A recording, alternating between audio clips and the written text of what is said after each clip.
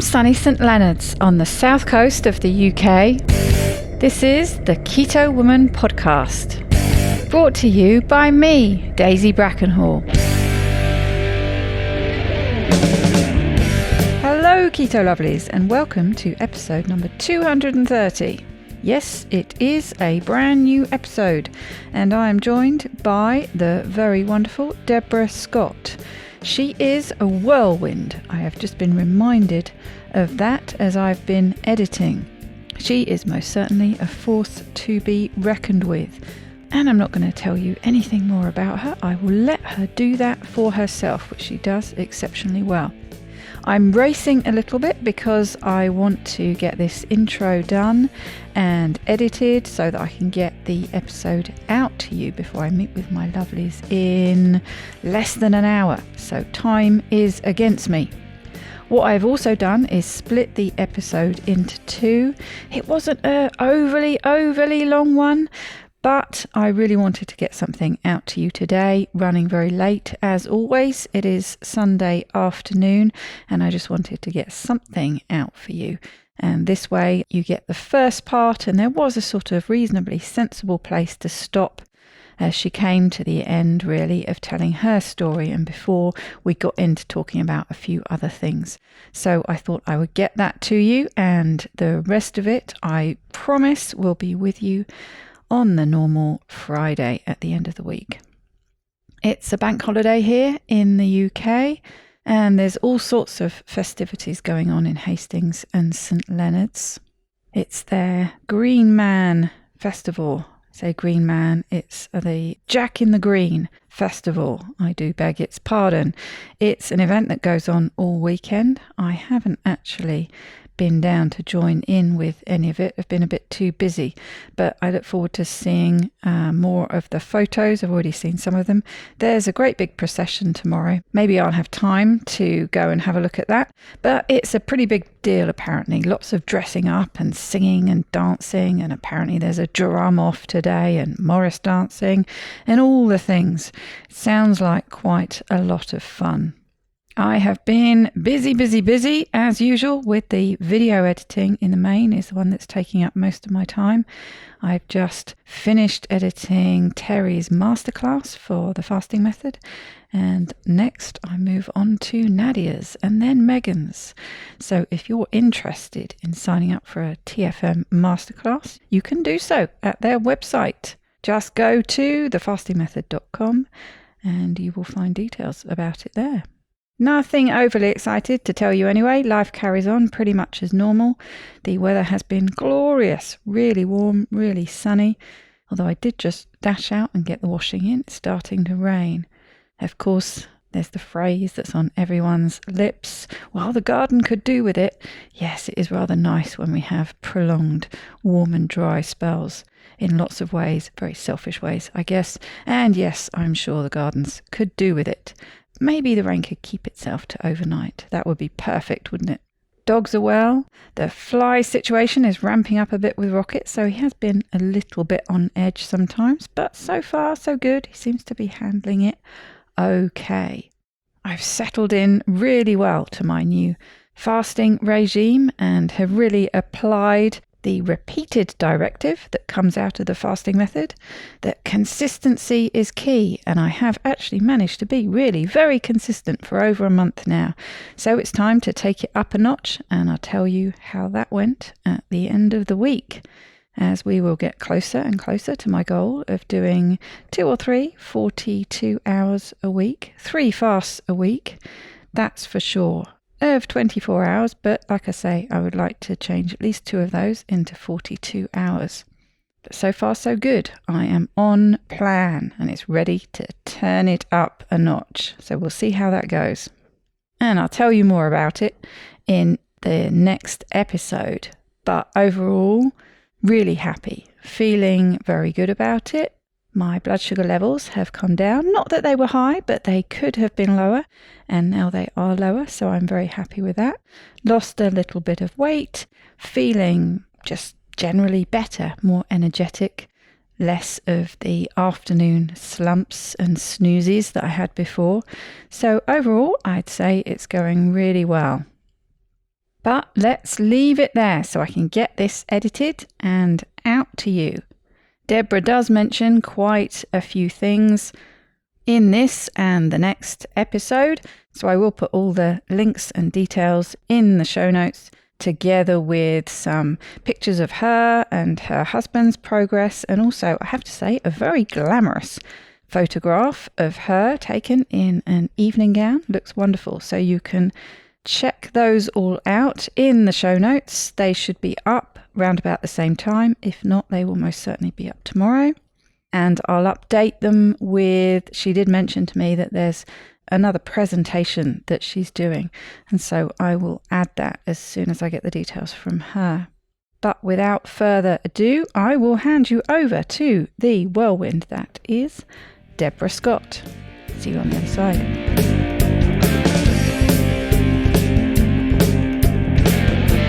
Welcome, Debra, to the Keto Women podcast. How are you doing today? I'm very well, thank you, Daisy. Thanks for the invitation. Well, it's lovely to meet you. It's lovely to see you face to face. I saw a post about you. I think it was in the Spilsby Low Carb Facebook group, wasn't it? I think Heather had shared a post and I thought, well, that sounds very interesting. I want to talk to this woman. Great. Happy to share my journey. And that's, I think, am I right in saying you're both in the same sort of area? Did you say you're in the northwest of the UK? Yes, I'm in Blackpool, northwest coast. And where's Spilsby? Is that in the same sort of Do you know what? area? I'm in that many Facebook groups for low carb and keto. I'm not too sure where Spilsby is. And I just kind of pop in and out of various Facebook groups. You know, people ask questions. And if I think, oh, I know how I dealt with that and I can help a little bit, then I just join in, whichever. So to be honest, I really don't know where Spilsby is. I will have to Google it afterwards. I've got a feeling it's Yorkshire or something. Lincolnshire, maybe. I don't know. Somewhere up north. Yeah, I'm not too sure. Geography is not my forte. Us Southerners, we always say that. We always get told off for saying that, don't we? Up north. But you say down south, don't you? Yeah, we do. Yeah. It works both ways. Absolutely. So we're here to talk about you. So why don't you tell us a bit about you? I know you're very passionate about all sorts of things. It's like with so many people, I think it's things that they've learned, and when they turn their health around, they become become passionate advocates and want to help and share their story and help other people and build communities and all the rest of it. But it always starts, of course, with your story. So let's hear about that. Yeah. Okay. Well, I'll go back to 2017, the beginning of December. I made an appointment with my doctor because I'd not been feeling very well, actually. And I'm quite a well person, or always had been. I'd got this heartburn that was just not going away, and it was weeks. And also IBS symptoms as well. So mad dash for the toilet, occasional dry mouth, which I didn't really think too much about. And actually, as the symptoms went on over the weeks, I did think it was something sinister. And that's why I booked into the doctor. Yes, because I was going to say, because all sort of individually those things, although the IBS is something that you'd go to a doctor with, but the other things are kind of small things that you wait for them to stack up a bit before you go to the GP about. Well, that's it. But I'd never suffered with heartburn, apart from when I'd had my children, which was donkey's years before. I was 54 when I went to the doctor. I thought it was maybe hormonal as well, going through the change. But then when it was persistent, I thought, well, I better get it checked out. So I made an appointment at the doctor's. He did some blood tests. And I did say about my dry mouth, I did say, because we do have diabetes in the family, so do you think it could be something like diabetes? And he said, he did a finger prick test on me in the morning, and he said, I very much doubt it. So that was that. That put my mind at rest. And then we got the blood results back. And also I had to go for a scan. And the scan showed up a fatty liver. And the blood test showed up that I was type 2 diabetic. Mm-hmm. And I went for my appointment. They called me back on the 8th of December. I won't forget that date, 2017. And I was told I was type 2 diabetic. And basically, I was absolutely devastated because I'd seen how my mum she was type 2 diabetic as well. Actually, at the time, my mum had passed away 14 years ago. I thought my mum was type 1 diabetic because she was insulin dependent. Right. And not knowing a lot about diabetes, I just associated that with type 1. And it turns out she was actually type 2 and she'd progressed from the medication onto insulin. So I just kept thinking about my mum and all the ailments that she had through the diabetes. She was registered blind for the last few years of her life. She passed away at 74. She had neuropathy, so much so that she trapped her fingers in my car door. She never felt a thing. Her feet, obviously, she didn't have much feeling sensation in her feet. She had sores on her legs. I remember the community nurse coming around every day, basically, to dress these wounds that just weren't healing. All sorts of health issues, kidney issues, and high blood pressure. She'd had a stroke as well. So I just was thinking, oh my God, I've got the same as my mum. This is what's going to happen to me. Yeah. So I went, well, actually the diabetic nurse said, we need to put you on medication. Metformin and statins were mentioned as well. So I just said, can you just leave that with me for a couple of months? Because something was ringing a bell. I'd read something that you can reverse diabetes. Didn't know how. So I ended up just going home. And after I finished, I was inconsolable in my husband's arms for at least 24 hours. I don't think I stopped crying. But once I did, I got on my internet and I just Googled 2 words, reversing diabetes. And it took me, amazingly, to diabetes.co.uk. A stroke of, it was brilliant, yes. Honestly, never looked back. And the forum, and I just kind of lurked for a couple of weeks, just reading and sussing out how you were going to reverse this diabetes, and everything kind of pointed to low carb, and a lot of people were on this keto. Now, I hold my hand up, I didn't even know what a carbohydrate was or what a keto diet was. So I was just learning, and I'm still learning now. It'll be 5 years in December. I still learn something most days.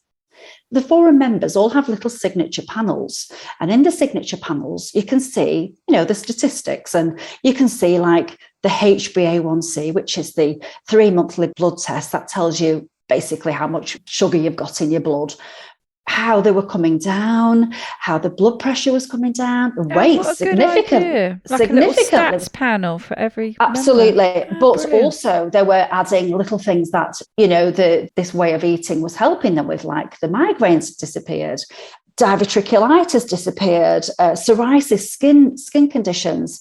And I just thought, I'm going to give this a whirl, So I kind of, like I said, I took some notes, and what my diabetic nurse did say to me was, now I said about blood sugar testing with a little monitor, and she said, no, you don't need to do that. What we'll do is we'll just do regular blood tests for you. And at the time I thought, well, to me, it would be better to actually be testing my blood sugar to know what I'm dealing with. But anyway, on the forum, they actually did say that get a blood glucose monitor and also a food diary. So I thought, well, these are the experts, I'm going to follow what they say. Not that the diabetic nurse wasn't, but these are the people that are dealing with the diabetes on a daily basis. So I followed their lead. So I got myself a food diary. I got myself a blood glucose monitor, and I started testing before I ate and testing 2 hours after, just to see what was actually affecting my blood sugars. Basically you want it back down to base. And all of this, this is something that you can do that it's not going to do you any harm. No, so, exactly. Why not? All it is more information. And yes, I know sometimes too much information is not a good thing, but you were in this research mode and you wanted to find out more about yourself. So absolutely. It's not going to do any harm, is it? Yeah. And we're all different as well. That's what they did say on the forum. We are all different, and we deal with foods in a different way. But I have learned over the nearly 5 years that practically most type 2 diabetics are sugar intolerant and carb intolerant. So, a low carb diet or a keto diet is going to be very beneficial for 99% of them. I know some people might do it with a low calorie. You've got to find your own way of dealing with it. if a low calorie diet works for you, or Slimming World, or something where you get the support and it works for you, that's fine. But this completely worked for me. I found out exactly what was putting my blood sugars up and what kept my blood sugars low. And basically it was the starchy carbohydrates, which it verified it when I actually got a continuous glucose monitor. So you can see that 24/7, and you can see what your blood sugar's doing during the night. Saves during your fingers a bit. It does save your fingers. If you wanted to like test all the foods, it just you start getting very sore fingers. Well, do you know what? I never really did have sore fingers, actually, because you just kind of move around a bit. I did test a lot at the beginning and did my food diary. And then I had a little app called it's My Sugar, MySugr. So you put your readings into that, and then it kind of gives you an estimated HbA1c. And when I was diagnosed, my HbA1c was 62. So anything over 47 is type 2 diabetic. And I could see with the readings, it was coming down with changing what I was eating, adjusting my portion sizes, upping my fat intake, the healthy fats. I didn't even know there was a healthy fats until I came across diabetes.co.uk. Well, it's so we've had for so many decades. Healthy and fat do not belong in the same sentence. Yes, yeah. Or fat makes you fat. Yeah. Whereas, I know it doesn't, because I increased my healthy fats. I lowered my starchy carbs. I actually eliminated potatoes, pasta, rice, and bread. I swapped for like a low carb bread, and I made my own bread. And cereals completely went because you might as well just eat a bowl of sugar. That's the way I look at it. So with those small but significant changes, I could see my HbA1c coming down on this My Sugar app, and I was feeling so much better. Now, actually, Daisy, after just a few days, my symptoms that I'd been suffering with for over 2 months had disappeared. Fabulous. No dry mouth, no IBS. I'd stopped mad dashing to the loo, and the heartburn had disappeared. So much so they were going to actually do the tube endoscopy. And I didn't want to go for that, and I didn't have to, because that disappeared. So straight away I was feeling better. And then I went back to my diabetic nurse. I asked her if she'd give me 2 months. I went back in 2 months' time, and I'd lost 2 stone. I felt like the fat was actually melting away. And I came through the door loaded up with all my paperwork and files and cuttings from papers and, Tom Watson or whoever was like reversing diabetes. Ready to fight your corner. Oh, fight my corner. And she said, my blood results were in, and I was pre-diabetic, 47 HbA1c, 42 to 47 is pre-diabetic. And she looked at me, she said, nobody's done this before. And I thought she meant with all my cuttings. And I said, I know, I'm a bit mad, aren't I? She said, no, reduce the HbA1c that quickly. And I was like, I couldn't believe it. I was sad in a way that really it was just the change of diet, what I was eating that had done this, nothing else, no medication.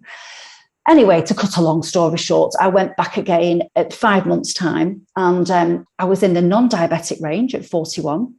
I'm actually 36, and I did a little test actually this morning, because I do a home HbA1c as well.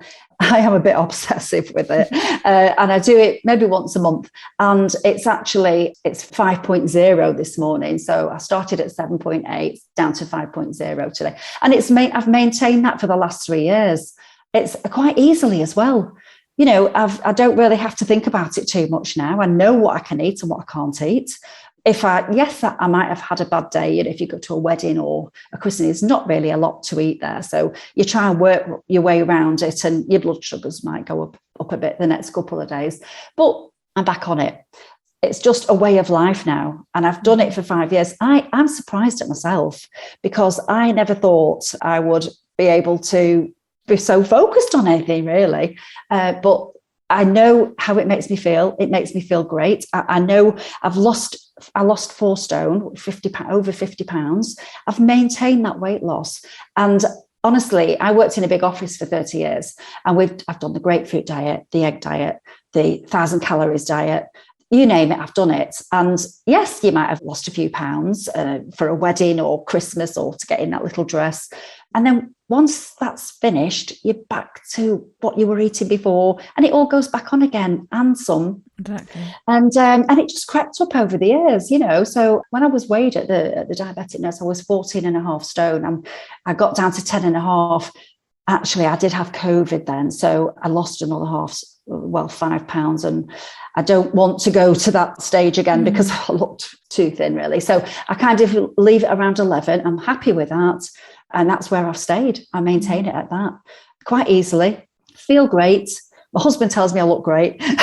He's biased. And actually, because of what I've done and basically how easy I did it, I went and joined the patient participation group at my local surgery. I thought I'll infiltrate and see if I could get to the patients to help them. And it worked. And they've taken it on board because my diabetic nurse is absolutely behind me, and the diabetic team and the doctors. So they gave me my own patient-to-patient session. And I go in with a suitcase loaded with all sorts of sugar infographics, basically. So, you've got your egg, which has got no sugar in it, and you've got your slices of bacon and your ham and your cheese and your cream and your butter. And then it goes along the table to the starchy carbs, and then the ultra processed foods, which I always say, it's just a minefield with the ultra processed foods. And I just, honestly, when I show them a jacket potato, just a medium-sized jacket potato, and also I've got my graphs from my continuous glucose monitor to back it up, that it was like a roller coaster, when you're having all these starchy carbs. So to show them, they just can't believe it. They say, wow. So the penny drops, and I just love it. And, I know that I've helped a lot of people through my own surgery, and I like to help in my area because it's very challenging. And I think, well, I can't help my mum now. She had suffered with all those ailments and through the diabetes and going for more and more medication and ended up on insulin, and it still wasn't helping. Then I can help other people because I know what can help them. And I just hope that eventually all surgeries will be giving out the low carb or keto information, or just give us the choice, patient choice. Exactly. That's really all we want. It's up to the individual then. I mean, I have had somebody that was diagnosed at the same time as myself. He just wants to, he said, oh, life's short. I just want to eat what I want to eat. And, his medication, and he's got his skin issues and various health issues, but he's happy being able to have his Chinese on a Saturday night, have his fish and chips, have his wine every night or whatever, his lifestyle. He's happy with that. His choice. And that's fine. That's fine. But, I've kind of given him the wherewithal, and other people, but it's up to, you can take a horse to water, but you can't make it drink. I've got a special needs family member as well. That can be challenging. He doesn't like my cooking. So he's going over to the shop every day and getting what he wants, and his HbA1c's up, and but people have challenges. And also I've come across a lot of people on my own journey that life's got in the way. They've had a bereavement that can be a shocker and can rock your boat, and you want the comfort food, and I completely get that as well. But I think it's a case of trying to deal with that and try and get on board, or tomorrow's another day. We all have bad days. So anyway, that's it really. So basically I was classed as in remission by my diabetic nurse within a few months. The symptoms had disappeared, and I was feeling fantastic. So I thought, do you know what? I'd lost 50 pounds, and I kind of a bit of a blogger. So I put like a post on diabetes.co.uk, and I said, I've lost 50 pounds, can't believe it. I've got to get a whole new wardrobe. And the press team actually saw it and said, how about we get together? And I said, yes, that'd be brilliant. How about we get together? We'll all bring our big trousers and have a photo shoot. We'll get it in all the papers. This was 4 years ago.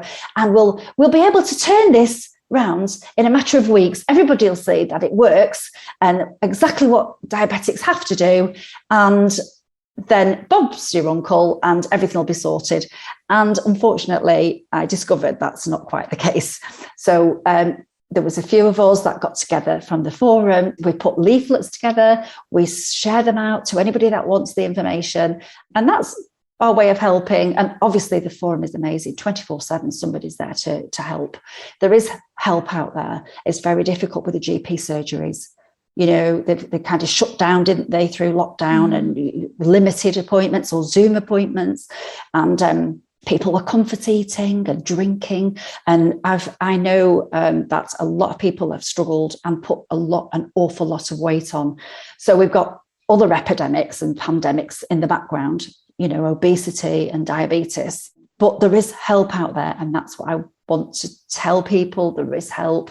There is a lot of forums out there. I look particularly like Facebook, the diabetes forums out there. That, you know, there is help. And that's all I want to tell people. And also, it does not have to be progressive, because they do tell you diabetes, type 2 diabetes, is progressive disease. It doesn't have to be. I'm still medication free. Long may that last. My HbA1c is what I class as, well, it is non-diabetic. It's in fact, it's lower than my non-diabetic husband's with the way I eat. And it comes natural really now. I don't even think about it. I don't count calories. I don't even count my carbs. I just know what works and what doesn't. Well, that was what was so good about doing that groundwork at the start, you know, the testing that you did, the food diary that you did. That's the beauty of doing something like that. It feels like a lot of effort, and frankly it is quite a lot of effort, but especially if you can harness that initial rush of enthusiasm and motivation and get that data, get that information, so that, like you say, you then, after time, you don't have to think about it anymore, because you know, well, this affects me this way and this affects me a different way. And as you go along, you know, you can make note of changes, because quite often something that affects you in a certain environment, certain mood, certain amount of sleep can have a different impact on a different day, and things like that. So it sounds like you put in a really good, solid foundation that has freed you up now to, you know, you not only were you successful, but it's the maintenance. I mean, that's what the classification is, isn't it, of a successful quote unquote diet, a weight loss diet. The classification of it being successful is not so much the losing weight, it's the maintenance after a year, 2 years, 5 years. And, you know, the percentage of success rate falls dramatically, because almost anyone can lose the weight. It's keeping it off, it's maintaining it that's the difficult bit. And you mentioned there before about, you know, there are different ways to reverse type 2 diabetes. You can reverse type 2 diabetes with a very low calorie shake type diet. You can do that, but then what do you do? Because as much as you can reverse it and put it into remission, and probably very quickly, you know, there are these different 800 calorie a day diets and all the rest of it, and you can get there, but then what do you do? Because you can't carry on like that indefinitely. And as quickly as you reversed it, you can reverse that reversing. So, you know, you have to have something that's sustainable, don't you? 800 calories, you know, it's miserable. It's just not sustainable. It's miserable. That's what it is. Yeah. And shakes. I can't think of anything worse, to be honest. I've eaten real food. I've never been hungry. In fact, I don't even think I've not got the same relationship with food now. Whereas before my diagnosis, I would be having my breakfast thinking what I was going to have for my lunch, having my lunch thinking what I was going to have for my dinner, you know, maybe have I worked in a big office. There was always cakes and biscuits being brought in. So now I eat when I'm hungry, for one. I wake up in the morning, and if like this morning, I wasn't hungry. So I just had a coffee and cream. And at lunchtime, I had a low-carb bread roll with some cheese and onion. And I don't know when I'll feel hungry now, probably 6 o'clock. I normally eat about 6 o'clock. And so I never even knew what intermittent fasting was before I was diagnosed, but I kind of do a little bit of that, but not purposely, if you know what I mean. I normally just like it. I normally don't really have breakfast. So it's normally a brunch. So absolutely don't feel hungry, no cravings. And the weight loss, I've maintained it, but probably because of that, because maybe I'd probably just eat twice a day now and don't think about snacking and having all the bits in between. So I found the maintenance quite easy. Although I must admit, I do weigh myself most days. Because what happened, how I actually ended up putting the 4 stone on was my mum passed away, and I didn't think it was important to weigh myself anymore. I was just absolutely beside myself. And when I eventually got back on the scales, I put 3 stone on or whatever. So it was a shock. And I don't want to ever go back to that again. I never want to go back to the point where I'm struggling every day trying to lose weight again. I'm just happy where I am, and I want to make sure I maintain it. I'm okay. I know that my blood sugars are fine with what I'm eating. I could actually probably put 3 stone back on and keep 2 a very low HbA1c. It's what you eat. That's what counts. So yes, I'm still on it because I just don't want to go back to being that overweight, unhappy symptoms. I know that, yes, I'm in remission, but I also know that it could, if I, let go of where I am, it could go back, because I was in that boat. I could probably get back in that boat. I don't know, and I don't want to find out. So I'm happy where I am. Perfect. Yeah. So tell us a bit more about these groups, these one-to-one sessions you have. I know you said they've changed a lot, obviously. So you started having them pre-COVID. You could have them face-to-face, and they've just transitioned to being online. I mean, maybe they'll go back to being face-to-face or small groups or something. How does that work? Yeah. I mean, and the other thing I was going to say was that it's the perfect way, isn't it, to get that foot in somewhere like your local doctor's surgery, is just by showing them, is by blowing them away when you come back for your 2-month appointment, when no doubt they had the idea in their head of exactly how that appointment was going to go. They knew how it was going to go. You were going to come back and nothing much had changed, and you'd progressed a little bit further, and they were going to, sort out medication and give you some advice on what your next steps were and all the rest of it. Mm-hmm. So when in fact what happens is you walk through the door, you've dropped all this weight, you've dropped your HbA1c dramatically, what can they do but ask you what you've been doing? And then they don't need to question it or figure out whether to believe it or not, because it's not on paper, it's right there in front of them, wowing them. So it's the perfect way to not only get in with them, but then to transfer that on to helping other people and helping the other patients, because ultimately that's what they want to do, isn't it? They want their patients to get do you know that, Daisy, that's what takes me to why I'm so passionate about it, because the type 2 diabetes guidelines and the pre-diabetes guidelines, still the same as the day I was diagnosed. Eat plenty of starchy carbs.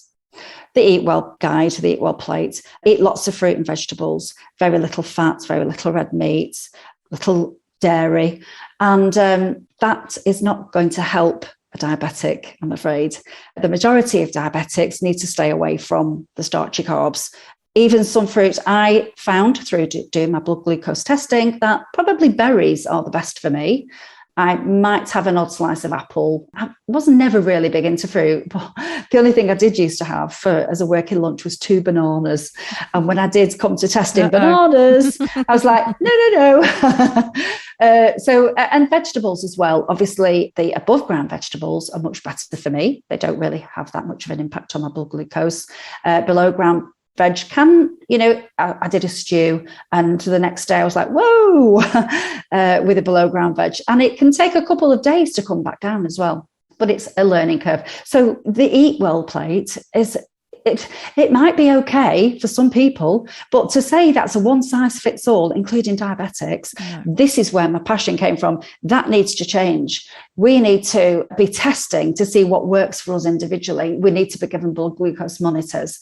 Obviously, I think they did used to give blood glucose monitors many years ago, and then they decided, I think people were selling them on eBay or whatever. So then they stopped. And like my diabetic nurse said, oh, it's all right, we'll just do HbA1c, we'll see where you are. Well, what if you've gone up then? I've seen personal stories that they followed the guidelines thinking they're doing okay, and they go for the next test and it's gone up. So, you know, it's a great test to have, isn't it? But it's just not quick enough. You need that information on a day-to-day basis, not wait for another 3 months before you get tested again. But anyway, they've taken it on board, my surgery, and I work with several local surgeries as well. So that's brilliant. And as I said, I joined the patient participation group. From there, I did ask if I could have a room locally, and they sorted rooms for me, and I did talks. But when you've got a lot of diabetics in the same room, or a lot of people with insulin resistance, during the pandemic, that's not a good thing. And we've not got back to doing those just yet. So at the moment, it's all done by Zoom. They did give me sessions every week. I had patients from morning till night, or just maybe a morning or an afternoon when they could sort me a room, patient to patient, which was brilliant because you're actually face to face. You can, like I said, I got my table of sugars out. Dr. Unwin's fabulous public health collaboration. I always point people towards that. Dr. Unwin's infographics, which is fabulous. Put them all out. Leaflets, print all the leaflets off for them.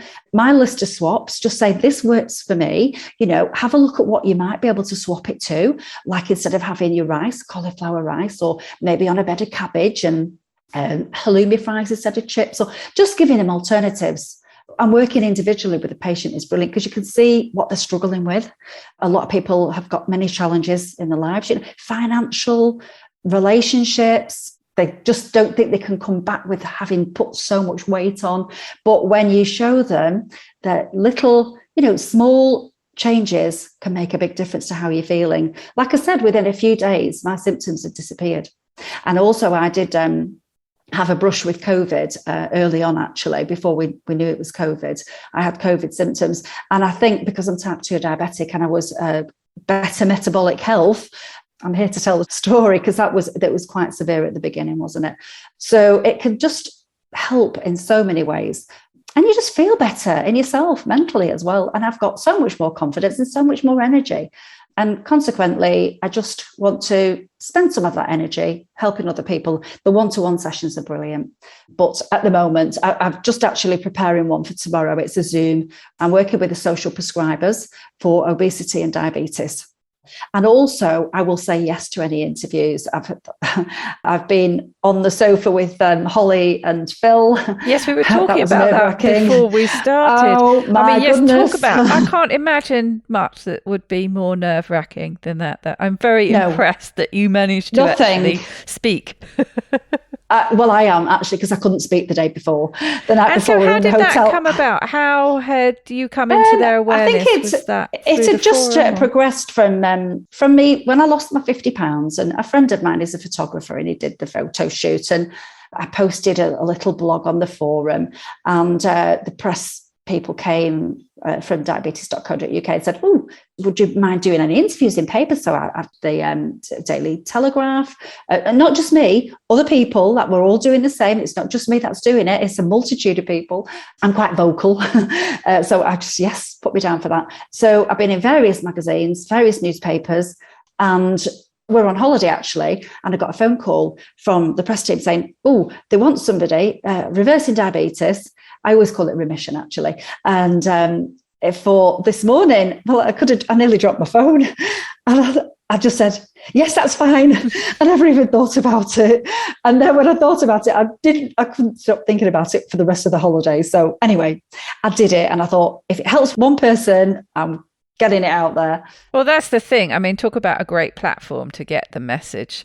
Amazing. Out to people. And did you get some feedback from that? You must have done.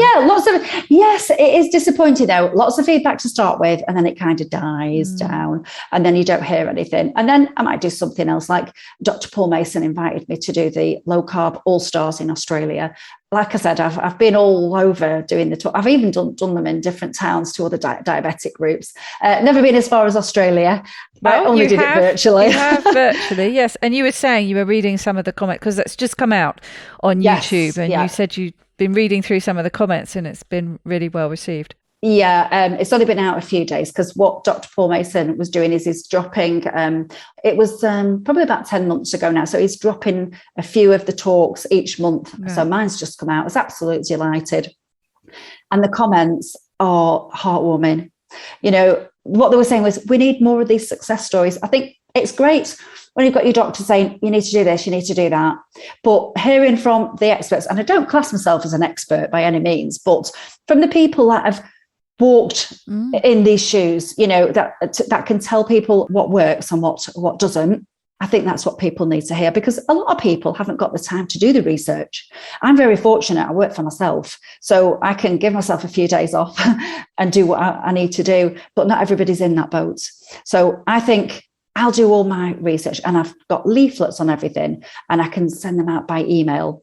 So I've got a little bit more time than a lot of people. So yeah. So basically it was one of the hairiest experiences of my life, probably the hairiest, actually. They were lovely, I must say. They were lovely. The whole team was lovely. I got my hair and makeup done. Yeah. And my husband actually joined me. Now, I'd love for him to have come and sat next to me, because he's my rock and he's my support. And he actually had, he was on one blood pressure tablet, and they were threatening him with another one. And he said, Deb, I don't want to do this. And I said, well, why don't you join me? Why don't you do keto?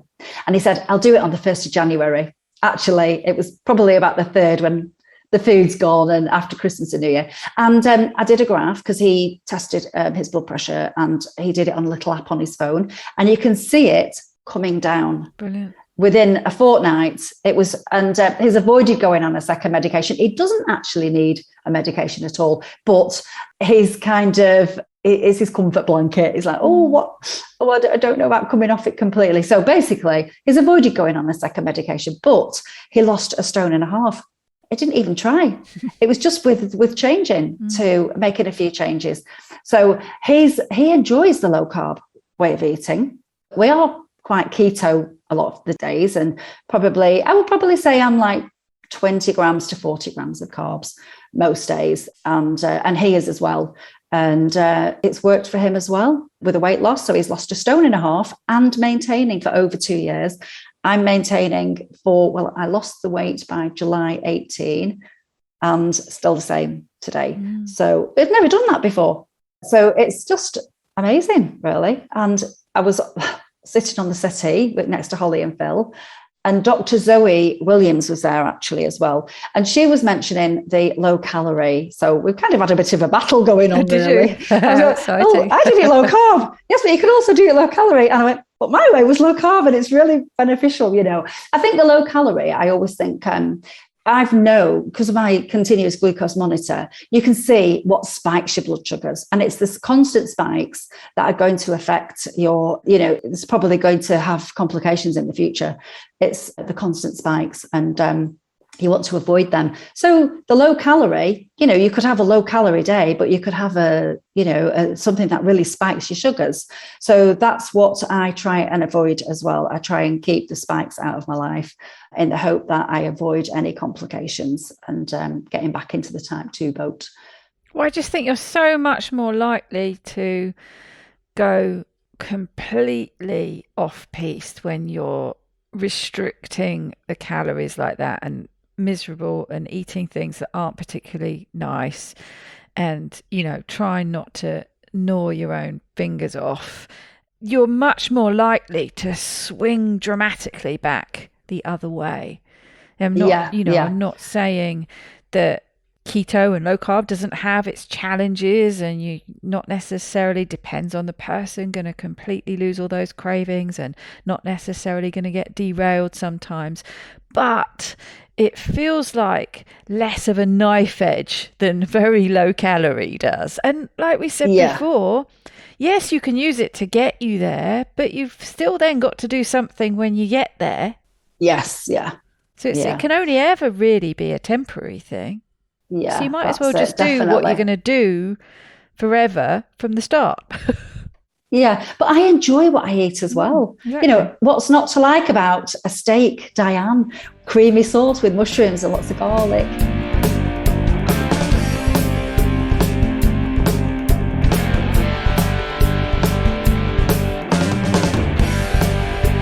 What's not to like indeed? That sounds delicious, doesn't it?